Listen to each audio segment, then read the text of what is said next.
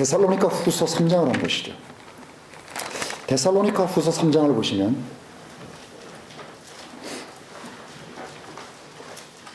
1절에 이렇게 되어 있습니다.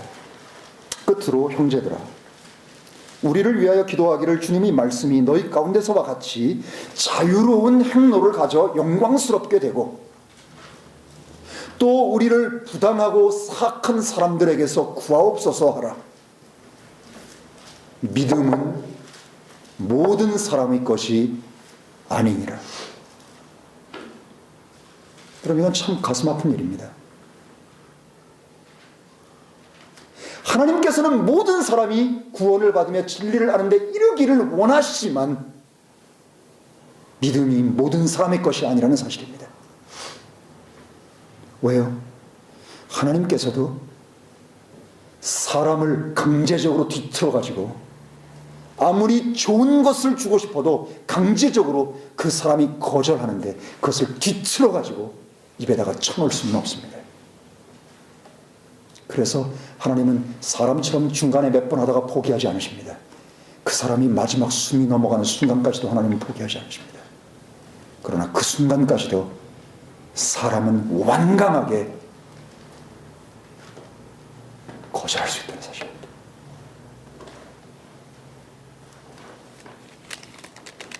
사도행전 18장으로 한번 가보겠습니다. 사도행전 18장을 가보면 코린트에 있는 바울 일행에 대한 기사가 나옵니다. 자, 바울 일행이 코린트에 갔습니다. 코린트에 가가지고 그곳에서 복음을 전하는데 이것이 굉장히 어려웠습니다. 왜냐하면 코린트는요, 성적으로 아주 음란하고 타락한 데일 뿐만 아니라 그곳 자체가 아주 썩을 만큼 썩은, 도덕적으로, 윤리적으로, 성적으로, 그리고 우상숭배로 너무나 가득하고 심각하게 변질된 그런 도시였기 때문에 그곳에서 복음을 전하는 것이 보통 어려운 일이 아니었습니다. 왜요? 그 도시를 사탄의 영향력이 강하게 지배하고 있었기 때문입니다. 그래서 그는 두려워하고 핍박이 막 벌어지고 이런 일이 있을 때마다 그는 마음으로 굉장히 두려워졌습니다. 그러나 그의 마음속에서 뒷걸음질 쳐서 물러나고 싶고 다른 곳으로 가고 싶어하는 마음이 들었습니다. 여러분, 바울에게도 그런 마음이 들었던 것 같습니다. 그럴 때 밤에 주님께서 환상으로 나타나셨습니다. 9절을 한번 보십시오. 18장 9절. 그때 주님께서 밤에 환상으로 바울에게 말씀하시되 두려워하지 말고 말하며 잠잠치 말라. 두려워하지 말고 말하며 잠잠치 말라. 내가 너와 함께 있음에 아무도 너를 공격하여 해치지 못할 것이니 이는 이 도시에 내 백성이 많음이라 하시더라. 바울이 거기서 1년 6개월을 거하며 그들 가운데서 하나님의 말씀을 가르쳤다고 되어 있습니다. 여러분, 왜 하나님께서 그에게 두려워하지 말고 말하며 잠잠치 말라고 말씀하셨습니까? 이 도시에 내 백성이 많기 때문입니다. 저는 이곳 크라이스트처치가 이 코린트와 같이 하나님의 백성이 많기를 위해서 기도하고 있습니다. 하나님의 백성이 많아야만 하나님께서 이곳에서 일하실 것 아닙니까? 우리들도 언제 우리가 하나님의 백성이었다는 사실을 알았습니까? 과거에 몰랐습니다. 그러나 우리가 거듭나고 나서 보니까 우리가 하나님의 백성이었고 하나님이 택하신 사람이었다는 사실을 알게 되지 않았습니까? 사도행전에 계속해서 보면 반복적으로 나오는 말이 있죠. 영생을 주기로 작정한 자들은 다 믿더라 라고 되어 있습니다.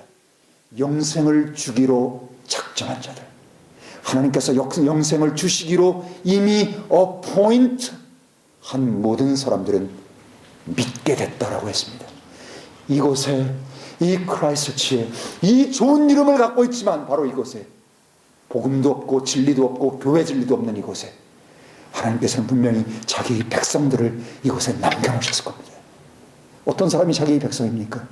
거듭난 사람이 자기의 백성이겠죠.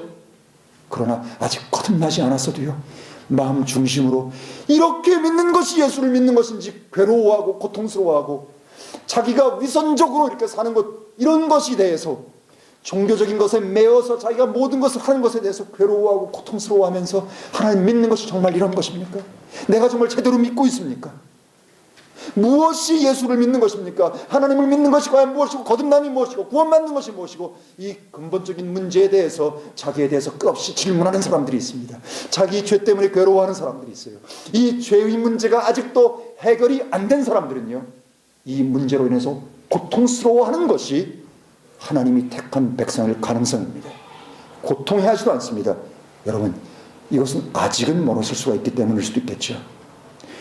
이 크라이스처치에 자기 죄로 인해서 괴로워하고요, 자기가 전능하신 거룩하신 하나님 앞에 설 수 없는 존재라는 사실을 알고 괴로워하고요, 진리가 뭔지를 알고 싶어서 괴로워하고, 내가 왜 이 세상에서 살아야 되는 것인지 그 의미를 알기 위해서 괴로워하고, 그 마음 가운데서요, 아무리 산에 진미가 있고 자식이 잘 되고 뭐가 잘 돼도요, 내 마음속에 나의 존재로 인해서 고통하고 있는 사람들이 있다면, 이 사람들은 분명히 하나님께서 영생을 주시기로 이미 작정하신 혼들일 것입니다. 여러분, 그들이 종교 아래서 그냥 그렇게 살다가 끝내게 돼서는 안 됩니다. 그들을 종교로부터 건져내야 됩니다. 그것이 어떤 종교든, 심지어 기독교라고 하는 종교에 이르기까지 그들을 건져내야 됩니다. 그래서 우리들로 하여금 먼저 주님을 알게 했고, 이 종교로부터 해방되는 것들을 경험하게 했고, 그것을 위해서 우리를 지금도 주님 쓰고 싶어 하십니다. 왜요? 경험이 있는 사람만이 그것들을 정확하게 얘기할 수 있기 때문에. 18장으로 돌아가 보겠습니다. 16장으로 가보겠습니다. 자, 16장에 가보면 이제 제가 교제하려고 하는 내용이 나옵니다. 16장 14절을 보겠습니다. 티아티라 도시 출신의 자주색 옷감 장수로 하나님을 경배하는 리디아라는 여자가 우리 말을 들었는데 주님께서 그 마음을 여심으로 바울이 말하는 것을 귀담아 들으니라. 이 굉장히 중요한 말씀입니다. 왜 도대체 하나님께서는 왜 이 말씀 캠프가 열리는 이때에, 우리 말씀 캠프의 주제가 뭐죠? 제가 영원에서 영원까지로 정했다가 영원에서 영원이라는 이름, 영원에서 영원까지라는 이름 자체가 괜히 어떤 세대주의적인 경륜, 그것을 말하는 것처럼 착각될 수가 있기 때문에 제가 바꿔버렸습니다. 뭘로 바꿨는가 하면 하나님의 영원한 계획과 복음입니다. 하나님의 영원한 계획과 복음이 어떤 관계가 있는지, 그 하나님의 영원한 계획 안에서 복음이 갖고 있는 의의와 중요성이 과연 무엇인지, 그것들을 이번 말씀 집회 때 밝히 우리 모두가 다 알도록 하기 위해서입니다. 우리만이 아니죠. 그러나 가장 중심은 우리입니다. 우리가 가장 중심입니다.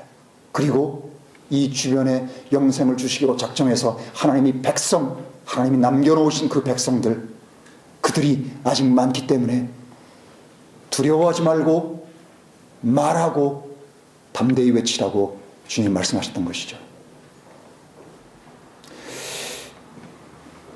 자, 사도행전을 우리가 읽게 되는 이유가 분명히 있을 거라고 생각합니다.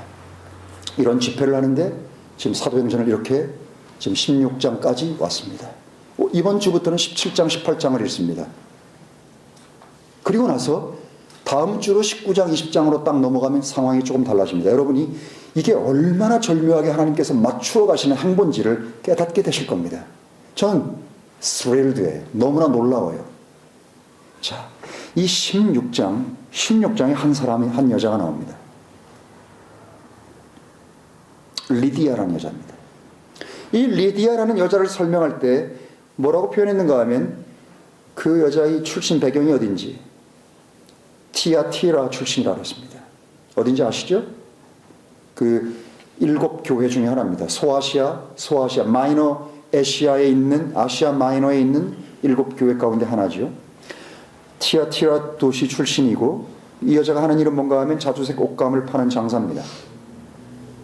자주색 옷감은 이 고관들이 입는, 왕들이 입거나 고관들이 입는 그런 그 염료입니다. 이 염료는 제가 하도 예전에 그냥 그 기억을 더듬어서 말씀드리면,